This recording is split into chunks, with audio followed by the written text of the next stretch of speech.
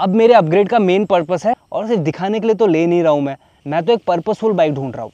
Second option जिसके लिए मेरा मेन क्राइटेरिया है, हिमालयन 450 काफी बढ़िया बाइक है। अब इसमें प्रॉब्लम क्या है कि, और बहुत लोगों ने कमेंट्स में ये 3 बाइक्स भी कहा था, आप ऐसा मार्केट कर रहे हो कि ये स्क्रैम्बलर है with only 130 mm suspension travel, उसकी engine refinement and to be honest मुझे हिमालयन 450 से भी ज़्यादा अच्छा लगा। लेकिन उसमें एक चीज़ जो मुझे पसंद नहीं है। Now the only thing which can go wrong about this bike is the pricing.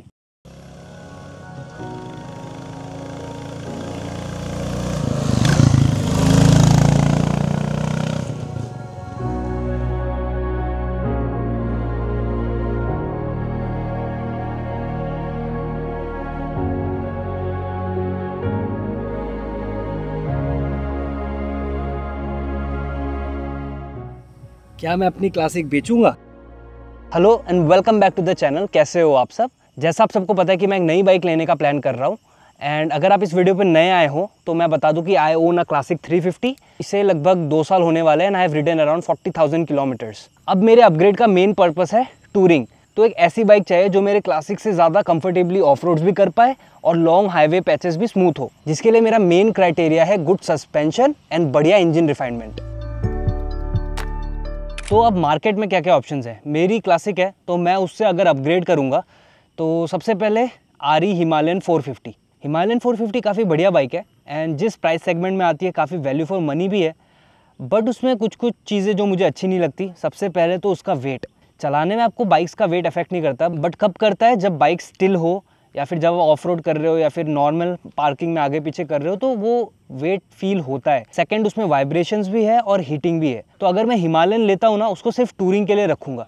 मेरे ख्याल से Himalayan cannot be your daily rider, क्योंकि सिटी में अगर मैं उसे चलाऊँ तो ट्रैफिक में तो बहुत हीटअप हो जाएगा। हाँ, उसमें और एक चीज़ जो व्लॉगिंग पॉइंट ऑफ व्यू से अच्छी नहीं लगती, उसका POV।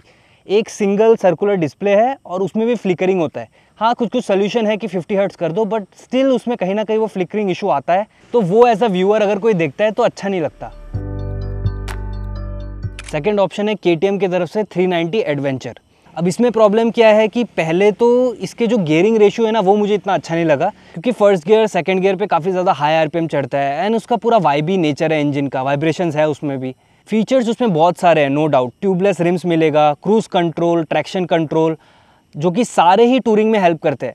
बट कहीं ना कहीं अगर आपका राइड एक्सपीरियंस ही कंफर्टेबल नहीं होगा, वाइबी होगा, तो आई एम नॉट श्योर कि सही रहेगा या नहीं। तो वो भी मैं ज़रूर एक लंबी राइड ट्राई करूँगा कि उससे करूँ, फॉर एग्जांपल 20, 30, 50 किलोमीटर्स। KTM ने तो कहा है कि उन्होंने चेंजेस किया है और वो अभी उतनी स्टॉल नहीं होती, पर मैंने देखा है यार, क्रॉलिंग फीचर उनका नो डाउट वर्क करता है, लेकिन फर्स्ट गियर और सेकंड गियर पे अगर आपने ऑप्टिमल स्पीड नहीं दिया ना तो बंद पड़ती है। थर्ड ऑप्शन है ट्रायम्फ स्क्रैम्बलर 400X एंड जो अभी उसकी नई आई है 400XC। दोनों सेम ही है, बस एक्सेसरीज का फर्क है। एंड XC में हमें ट्यूबलेस रिम्स मिलते हैं, तो दैट्स अ गुड एडिशन। और बहुत लोगों ने कमेंट्स में ये 3 बाइक्स भी कहा था, रॉयल एनफील्ड, KTM और ट्रायम्फ के बीच में से आप कुछ एक ले सकते हो। पहले 2 ऑप्शन KTM 390 और हिमालयन में 200 mm सस्पेंशन ट्रेवल है। स्क्रैम्बलर में वही 150 mm ट्रेवल है। पर स्क्रैम्बलर में मुझे क्या कौन लगा ना कि उसका माइलेज बहुत कम है। मैंने बहुत सारे ओनर से भी पूछा है तो उन्हें अराउंड 22-25 सिटी में एंड हाईवे लॉन्ग राइड्स पे अराउंड 26-27 मिलता है, जो कि मेरे ख्याल से हिमालयन से तो कम है, क्योंकि हिमालयन में आपको अराउंड 28-30 तक तो मिलता ही है। एंड सेकंड, उसका सर्विस नेटवर्क उतना स्ट्रॉन्ग नहीं है जितना KTM और रॉयल एनफील्ड का है। तो ऑप्शन में तो है, मैं ट्राई करूँगा इसको भी एक बढ़िया राइड पे लेके जाऊँ। फोर्थ ऑप्शन है Scram 440 and to be honest मुझे हिमालयन 450 से भी ज़्यादा अच्छा लगा स्क्रैम्बलर 440 का राइड, क्योंकि पहली बात जो उसका टॉर्क है, राइड क्वालिटी है, पावर डिलीवरी है, वो मुझे काफ़ी बढ़िया लगा। एंड जिस प्राइस पॉइंट में आती है अराउंड क्लासिक के जितनी है, 2.5 लाख रुपये ऑन रोड, तो उसमें काफ़ी बढ़िया बाइक हो जाती है जिससे आप लॉन्ग टूर्स भी कर सको। पर अभी रिसेंटली 440 में कुछ तो इशू है जो कि रॉयल एनफील्ड ने रिकॉल किया है। लेट्स सी वो आने वाले टाइम में ठीक होता है या फिर रॉयल एनफील्ड उसका एक ऑफिशियल स्टेटमेंट देता है। उसके बाद आरी की तरफ से और एक ऑप्शन है इंटरसेप्टर 650। अब इंटरसेप्टर एक बहुत ही बढ़िया बाइक है, उसकी इंजन रिफाइनमेंट, यहाँ तक कि माइलेज भी 650 के हिसाब से बढ़िया है। लेकिन उसमें एक चीज़ जो मुझे पसंद नहीं है वो है सस्पेंशन ट्रेवल। यार 110 mm सस्पेंशन ट्रेवल है, जो कि हाईवेज में अगर आपको क्रूज करना है तो बढ़िया ही है और सारी 650s ऐसे ही डिज़ाइंड है। लेकिन what about when it comes two of road? इन्होंने मार्केट किया था बेयर 650, बढ़िया स्क्रैम्बलर टाइप की बाइक है। आप ऐसा मार्केट कर रहे हो कि ये स्क्रैम्बलर है with only 130 mm suspension travel. Matter of fact कि क्लासिक 350 में 130 mm सस्पेंशन ट्रैवल है, तो वही बात है, ऑफ रोड में इतना कंफर्टेबल होगा नहीं, एंड हाईवे टूरिंग तो मुझे सिर्फ करना नहीं है। अब अगर प्राइस में थोड़ा सा ऊपर जाए तो NX 500 है होंडा की तरफ से, और बेनेली TRK 502 आई गेस। तो पहले अगर NX की बात करें तो it's a very good bike, पर ऑन रोड दैट्स अबाउट 6.8, जो कि मेरे ख्याल से थोड़ा ज़्यादा है। अगर ये 1 लाख रुपए भी कम होती ना एक शोरूम पे तो बहुत बिकती, क्योंकि डुअल सिलेंडर होंडा का इंजन है, 180 सस्पेंशन ट्रैवल है, राइडिंग पोस्चर भी बढ़िया है, एक ऑल इन ऑल बढ़िया बाइक होती। लेकिन वही प्राइस। एंड सिमिलरली बेनेली की बात करें तो फर्स्ट ऑफ ऑल वो 200 कुछ, दैट्स हैवी बाइक, एंड उसी के हिसाब से उसमें पावर उतनी नहीं है, you will definitely feel under powered. पर उसका जो लुक है ना वो एक बिग बाइक वाली फील देता है, और सिर्फ दिखाने के लिए तो ले नहीं रहा हूँ मैं तो एक पर्पसफुल बाइक ढूंढ रहा हूँ। अब बात करें अगर उन बाइक्स की जो लॉन्च होने वाली है, अभी तक आई नहीं है, तो सबसे पहले CF मोटो का 450 MT। पिछले वीडियो के कमेंट्स में भी मैंने पढ़ा था कि बहुत लोग बोल रहे हैं चाइनीज़ प्रोडक्ट मत लेना। आयरनी क्या है ना, डे टू डे लाइफ में हम जो भी यूज़ करते हैं ना मोस्टली मैन्युफैक्चर्ड इन चाइना ही है। अब जैसे मेरे केस में ये जो GoPro लगा के मैं रिकॉर्ड करता हूँ, मोटो व्लॉग करता हूँ, that's also from China. I guess iPhone 16 and Pro तो इंडिया में बन रहा है, बट 15 Pro मेरे ख्याल से चाइना में ही बनता था। DJI action cameras, Insta 360, MacBook जिस पे मैं वीडियोज़ एडिट करता हूँ, तो ये सारे मैन्युफैक्चर्ड या फिर असेंबल्ड इन चाइना ही है।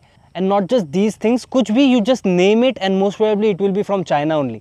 तो जस्ट बिकॉज CF मोटो एक ब्रांड एंड 450 MT एक बाइक है, so it's a bigger picture now. In fact China तो डेवलपमेंट में USA से भी काफ़ी आगे है।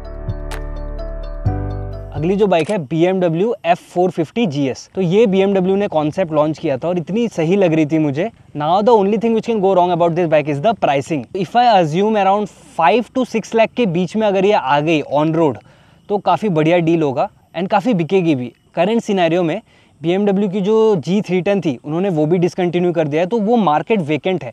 आई थिंक अगर 4 और 5 लाख समथिंग एक्स शोरूम भी होता है ना, तो 6 के नीचे या अराउंड ऑन रोड आ जाएगी, तब बढ़िया डील हो सकती है। डुअल सिलेंडर है तो रिफाइनमेंट भी बढ़िया होगी, और एक सिंगल सिलेंडर बाइक कभी भी रिफाइनमेंट में डुअल सिलेंडर से कम्पीट नहीं कर सकता। सस्पेंशन ट्रेवल भी अगर 200 हो गया तो फिर तो वेल एंड गुड। अगर 180 भी होता है ना, कंपैरिजन के लिए बताऊँ तो NX 500 में 180 सस्पेंशन ट्रेवल है एंड स्क्रैम्बलर में 150, तो भी बढ़िया ही होगा यार। इस बाइक को तो मैं डेफिनेटली ट्राई करूंगा चला के। एक चीज़ देखना क्या होगा कि BMW का भी सर्विस नेटवर्क उतना अच्छा नहीं है, पर अगर बाइक चला के मज़ा आया तो मैं सोच सकता हूँ। और कुछ ऐसी भी बाइक्स है जिनका लीक हमें मिल रहा है, जैसे इंटरसेप्टर 750 एंड हिमालयन 750।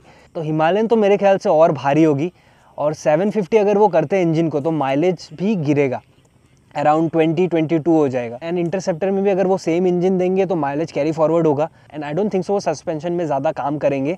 हाँ, USD देना हो तो दे देंगे, पर सस्पेंशन ट्रैवल अराउंड 110-130 ही होगा, तो अगेन वो इतना ऑप्टिमल नहीं होगा मेरे लिए।